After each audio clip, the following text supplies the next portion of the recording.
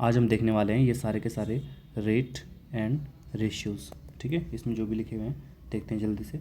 Bank दर RBI bank को long term loan देता है जिस रेट पे, इंटरेस्ट रेट पे, उसको बोलते हैं बैंक दर। रेपो दर, आरबीआई बैंक को शॉर्ट टर्म यानी कि ओवरनाइट लोन देता है, उसको बोलते हैं रेपो दर। रिवर्स रेपो रेट, बैंक पैसा देता है आरबीआई के पास में और बैंक को कुछ इंटरेस्ट मिलता है उस पर।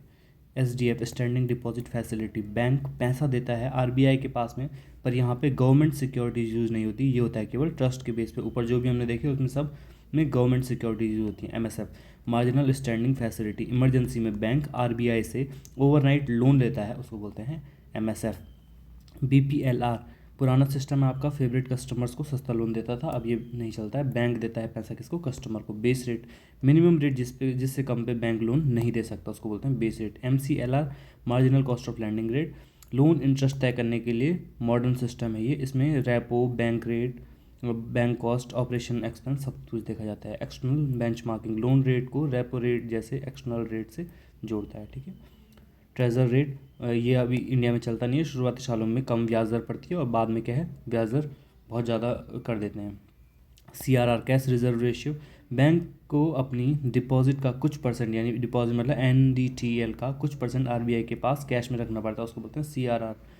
एनडीटीएल क्या होता है, net demand and time liability, इसके अंतर्गत आता है बैंक में जमा पैसे, आपका जो आपने जो लोन लिया होगा, जो आपकी एफडी है, जो आरडी है, उन सब का जो टोटल होता है उसको बोलते हैं NDTL, net demand and time liability.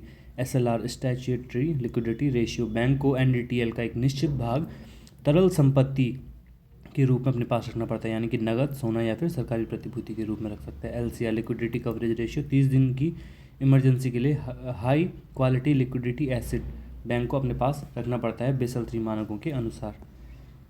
CRAR, capital to risk weighted asset ratio, जितना ये बैंक की फाइनेंशियल सेफ्टी के लिए होता है, मतलब जो आपका बैंक के पास रिस्की कैपिटल होता है ना, उसके अगेंस्ट में जितना बैंक रिजर्व रखता है।